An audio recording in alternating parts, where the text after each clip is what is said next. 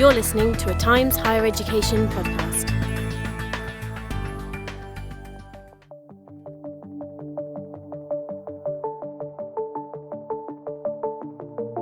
Hi there, welcome to News Talks, a Times Higher Education podcast in which we examine the biggest news stories in global higher ed. I'm Miranda Prynne, and this week I am travelling down under to speak to Times Higher Education's Asia Pacific editor, John Ross, about some big changes brewing for Australian higher education. Great to have you with us, John. Well, good morning, my time. Good evening, your time. Indeed. Now, there's a lot going on in Australian higher education just now, with the new Australian Tertiary Education Commission, ATEC, currently being scrutinised by the Senate, where amendments are expected before it's formally approved. And that comes alongside a flurry of new regulatory proposals and reforms in recent months, demanding action to tackle gender-based violence and racism, demanding improved employment terms for university staff, and now looming changes to domestic student funding. But topping the headlines this week are the potentially transformative recommendations from a landmark review of the country's research and innovation ecosystem.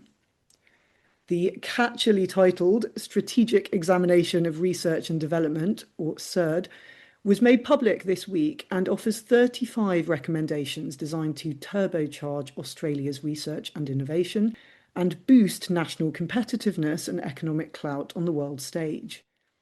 So, John, you'll be relieved to hear I don't want you to summarise every one of the 35 recommendations, but could you take us through the most standout proposals from this report? Yeah, well, I'll grab a grab bag, I guess, of some of the ones that really stood out to me.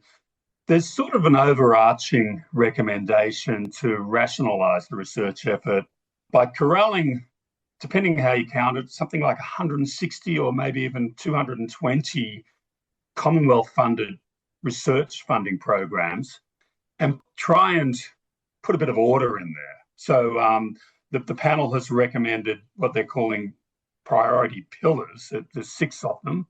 One is agriculture and food, one's defence, one's environment and energy, one is health and medical, one is resources, and the 6th is technology.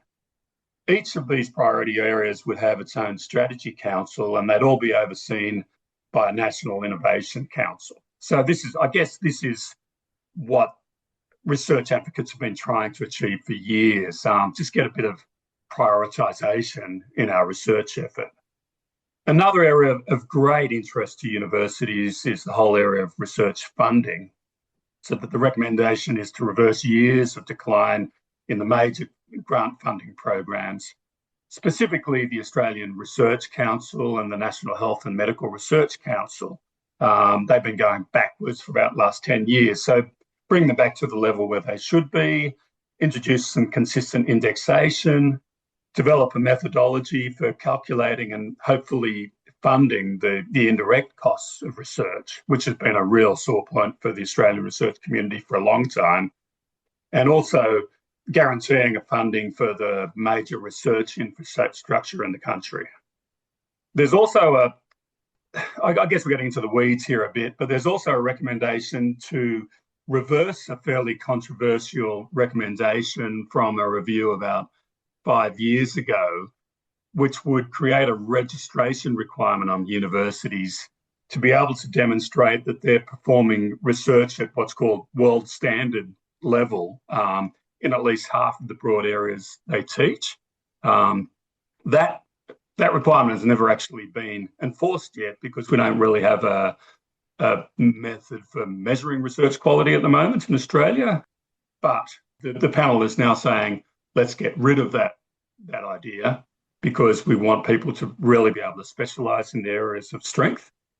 A fourth area that's a set of recommendations that's of great interest to the university community, particularly postgraduates, is a recommendation to increase stipends for PhDs from about $33,500 at the moment to $50,000.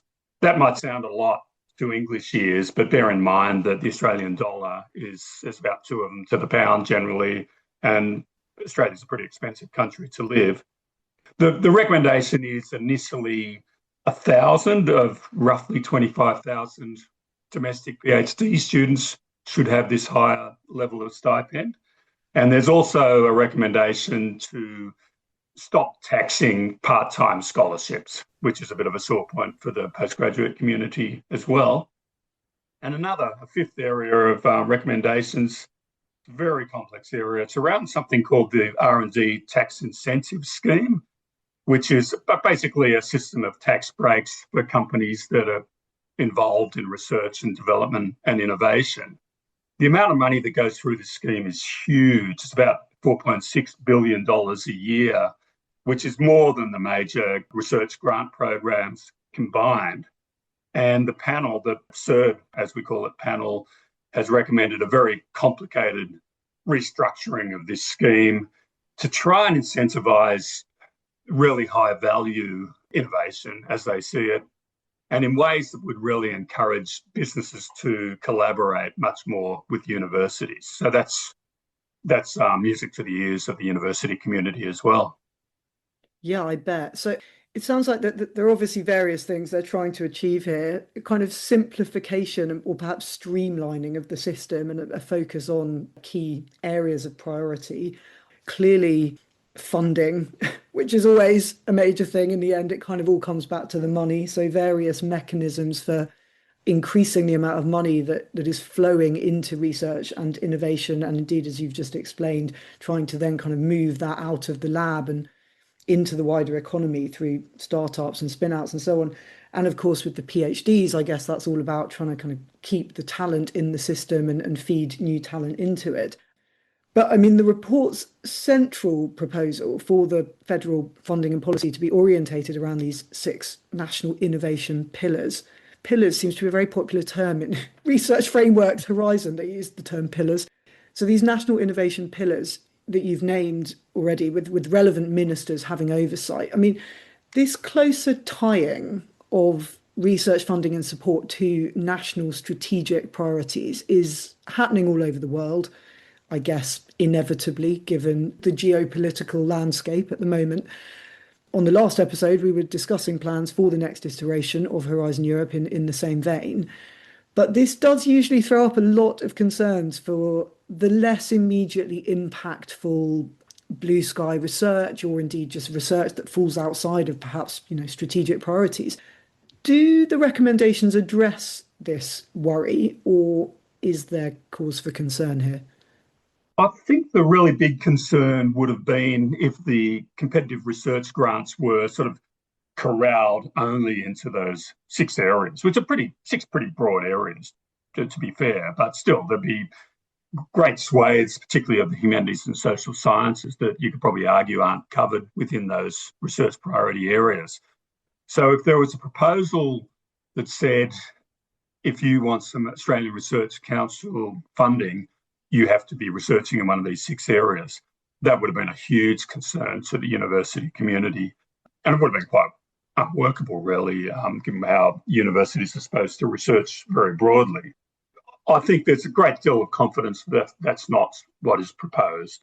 The wording of the CERD report is a bit funny around this. They talk about balancing the priority areas with other types of research. But the consensus seems to be that what's proposed is to allow the current very broad use of Australian Research Council funding for research in any number of disciplines. But I think the broader concern still remains. There's really a sense, and this is going through a lot of the reform that's happening in Australia at the moment, that they just taken a very instrumental mode where universities are almost seen as an arm of the government. They're there to perform the will of the government. They often tend to misinterpret the nature of what universities are about. A lot of people will do study in areas that they never end up working in. The purpose of higher education is essentially to broaden the mind, not necessarily, although it can be, to prepare somebody for a narrowly defined vocational area. And the same thing is obviously true with research. You might be researching some new feedstock for agriculture, for example, but come up with some sort of application that has wonderful uses in some completely different field of endeavour. Either politicians don't understand that sort of indirect nature of higher education, or it's just too hard to sell to the general public. So I think the broader concern of higher education and its research being corralled into easily sold and quite reasonable areas of priority for government endeavour, that's a concern that still remains, I think, broadly in the community. Yeah, it sounds like there are obviously worries around institutional autonomy to a certain extent if universities feel that they are being brought ever closer to government and its needs.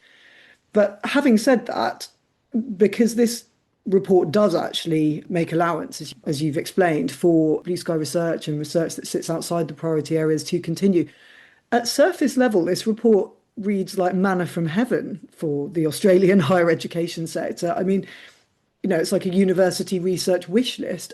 Are there any less palatable elements from a university perspective? Well, I'm sure if we really got into the weeds, you might find one or two, but on the whole, the community loves what it hears. One lobby head told me there's not much here that we don't like. The real issue is how much of it actually happens. Will the government run with all or some or any of these recommendations? That's the question. Yes, and notably, the report author, Tesla chair Robin Denham, has warned the government against cherry picking from among her recommendations and only adopting certain elements. The report itself states that this package of reforms implemented as a whole is mutually reinforcing. And it adds that adopting only parts will be another example of incremental changes and band-aid solutions that will turn a decline in projected living standards into a reality. But clearly all this stuff costs a lot of money, although those involved in R&D will repeatedly remind us that it is an investment. But given the budget constraints within which the Australian government is working, how likely is it that they'd implement this in full? I'd say it's highly unlikely. One of the panellists is Ian Chubb, who's a former chief scientist in Australia, and before that, vice chancellor at a couple of universities, including the Australian National University. So he was speaking at the Universities Australia conference in Canberra a few weeks ago, giving a sort of potted sort of preview of the recommendations of this report without saying anything too much because he wasn't allowed to. But he was really hammering this point. This is an integrated package. He didn't use the terms all or nothing, but that was kind of the point. We really need to do all of this because it's all interdependent. We can't just take little bits here and there. But look, the reality is, as you say, this would be a hugely expensive set of reforms if the government were to embrace it. The Universities Accord, which reported finally in early 2024, was kind of similarly ambitious in what it was trying to achieve. And so far, I think about maybe half of the recommendations have been implemented. I mean, on one measure, that's probably not too bad. There have been some very good programs that have come out of the Accord. The ATEC, as you were referring to earlier, the government is going through the motions now through Parliament to try and establish that properly. So there are real changes happening from the Accord, but there are also things that the government just hasn't touched. The one that people really point to is a long hoped for, essentially overturning of reforms that came in during COVID called the Job Ready Graduates Program, which, among other things, greatly increased fees, particularly for humanities subjects. And it's not liked within the community, and a lot of people want to see those reforms reversed. And the government's really been kicking that particular can down the road. It just keeps on deferring it to a review, or now to the ATEC, which hasn't even been set up yet. And there are questions about the freedom the ATEC will have to do anything about job-ready graduates, although hopefully those questions will be resolved during the parliamentary debate. So I guess this is a roundabout way of saying there's a lot in this third report, and I would think it's very unlikely that the whole thing will be implemented. Even Robin Denham, in some of her comments the last few days, has kind of modified her language from, we hope they do it all, to we hope they do most of it. And the Science Minister, Tim Ayres, at that panel is basically saying, we're going to have a long debate about this now. I think we're going to talk about these recommendations for the next weeks and months, which means nothing is likely to happen very soon, or not much anyway. And there'll be a lot more talking before we see the implementation of these recommendations. Yes, there's always a lot more talking to be done by politicians. What do you think are the changes they are most likely to push through? Well, pure speculation, but you'd obviously have to go for the cheap ones. So that one around PhD stipends, for example, I'm back of the envelope to increase all stipends for domestic PhD students to $50,000 a year, by my calculations, would be something in the order of $400 million a year, which is not peanuts. But there's this convenient recommendation in the report about what they call it the pathway. Let's start with 1,000 of these PhDs in people researching within the priority areas. Let's raise their stipends up to $50,000. So that sounds like a palatable recommendation that could potentially find its way into the federal budget, which is happening in May. Pure speculation, as I say, but you'd think that's something, a sweetener that's relatively easy to fund. Likewise, the recommendation to remove tax treatment from part-time scholarships. I don't know how much that would cost, but I suspect it's not hugely expensive, and it's tax foregone rather than something the government would actually have to fund. So I would think they're the sorts of things that we might see sooner rather than later. Yeah, whereas perhaps the big changes to grant funding might be a longer wait. Yeah, I think the longer wait is not only about the money, although, as you said, returning the Australian Research Council and National Health and Medical Research Council funding to the levels it would have been at a decade ago, that would be a very expensive proposition. A lot of the other stuff, it just would require really sort of adopting these priorities, these priority areas, and sort of corralling 160 odd different Commonwealth funding programs to align with those priority areas. That would just be a huge organisational effort with a lot of moving parts. So, and the government rightly should be thinking very long and deep before it undertakes something like that, because if you don't do that properly, a lot of things is kind of going to fall off the wagon. And also tax treatment, like the complicated reforms to the research and development tax incentive scheme. Again, there can be a lot of ramifications from doing something like that. So I think the government rightly wants to spend some time thinking about how it implements these sorts of things. Yes, that's a very good point to make, actually. It isn't just about the money. The reorganisation itself is a monumental undertaking, and certainly can't be done without proper planning. This review has, as we've heard, been widely welcomed by the sector, and I've heard and read a lot of talk about how it will help, I quote, rebuild Australia's research and innovation system. And so I just wondered what's been the problem up till now? Why has Australia's research and innovation been a cause for concern among certain people? Well, it's an interesting story. There's two parts to this story in a sense. Australia is always talking about how it punches above its weight in fundamental research. So about 0.3% of the global population. I think we produce something like 3% of the world's scientific publications, and a lot of them are highly cited. We do a lot of collaborative work with other countries in that sphere. So we're very good at producing research. We're just not that good at doing anything with it. And that's where the problem seems to lie. We're not very good at turning our original research findings into products and services that make us rich and the rest of the world rich, and help improve our social and economic conditions. I'm oversimplifying things here, but we tend to produce the research and then leave it to people in other countries to turn it into something, essentially. We've got, by some measures, I think we've got the OECD's lowest rate of business university collaboration, or collaboration between industry and research institutions in general, and also the lowest rate of business expenditure on research and development in the OECD. Our productivity growth has really stalled in recent decades. I know we're not alone in that, but that's really alarming policymakers here in Australia. And the real fear, I mean, if you really get down to brass tacks, what the panel's scared about is the lucky country, as we call ourselves. We can't sort of trade on the wool from the sheep and the minerals from the mines forever. Our future is a knowledge economy, and if we don't really get our act together as a knowledge economy, the prosperity that we've enjoyed as a country just won't last. Yeah.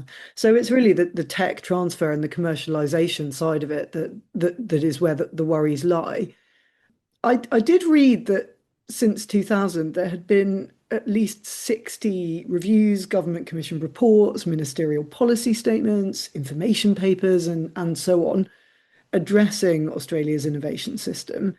So I just wondered if you could take us back a few years and give us the reason that this particular review at this particular moment in time was carried out, and how is it meant to differ from the many others that have been done in the last 26 years?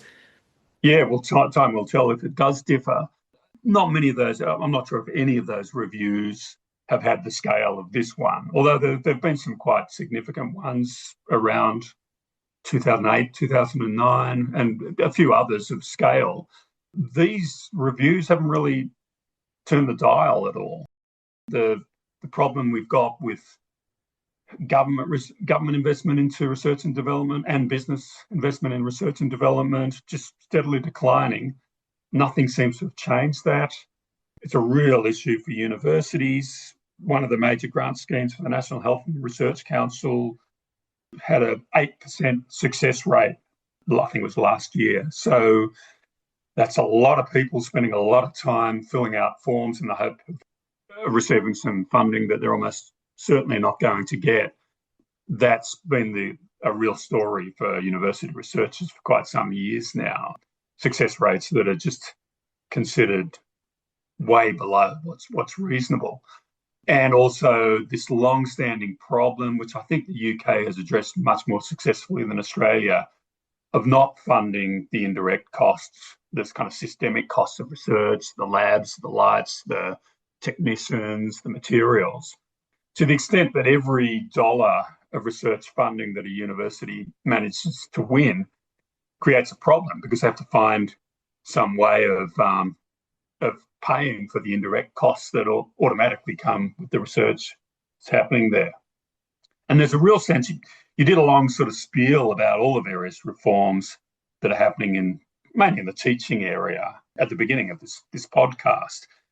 And that really sort of had its zenith, I guess, in the Universities Accord. There was a real sense that the Universities Accord left research underdone, that it really wasn't putting a lot of energy into this whole area of the issues that we have with research and development.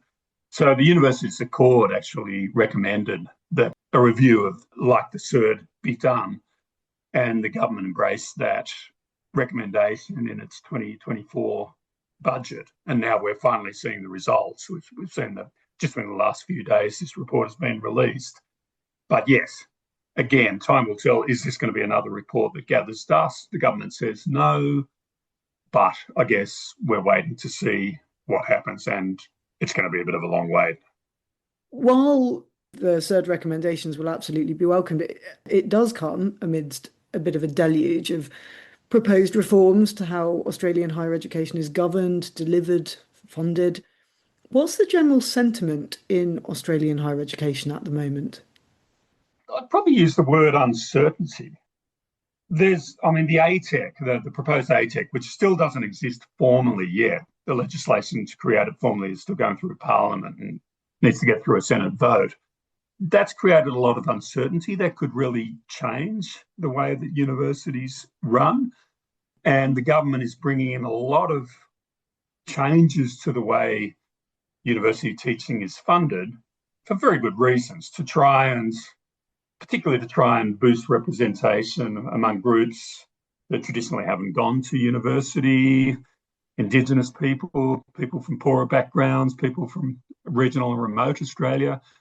These are all very good aspirations, but there's a lot of change forecasted to the way university teaching is funded. We're going through a bit of a transitional period at the moment. People aren't exactly sure how some of these transitional arrangements work. And there's no certainty at all that these new methods of funding university teaching are going to happen, because a lot of them are contingent on the ATEC existing, and we don't know if that's going to happen yet. Hopefully that will be resolved over the next couple of weeks. So there's a lot of uncertainty. And within a general context of budgetary pressures, questions around the function and the relevance of universities in the age of AI, all this general uncertainty, and then fairly specific uncertainties about the funding and the policy environment for the Australian higher education system. So it's a tricky and uncertain place to be working at the moment. Would it be fair to say it really is that the ATEC, whether it goes through and if it does, how it may change domestic student funding, is that really what's causing university leaders the biggest headache, would you say, among the specifics that they're tackling at the moment?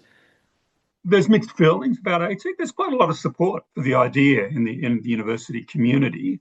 There are some skeptics, people who think, you mentioned university autonomy earlier. There's some influential policy thought leaders who are really worried about university autonomy, under ATEC. I guess this is all still to play out.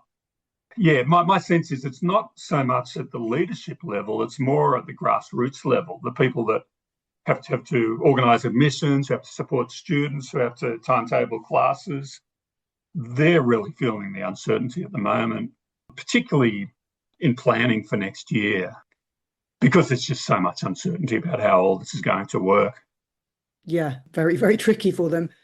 I guess this third report might provide a much needed injection of optimism in challenging times. And I imagine those engaged in higher education policy in the UK, Europe, Canada, New Zealand and elsewhere will be watching closely to see if and how the recommendations are adopted and what effect that may have. John, it's been a delight to speak to you and learn more about what's keeping Australian university staff awake at night. Thank you for joining me on News Talks. Hope to get you back on soon. Thank you. It's been a pleasure. That's it for this week, folks. If you enjoyed listening, please like, share or subscribe, and we will be back with you in a couple of weeks. Goodbye.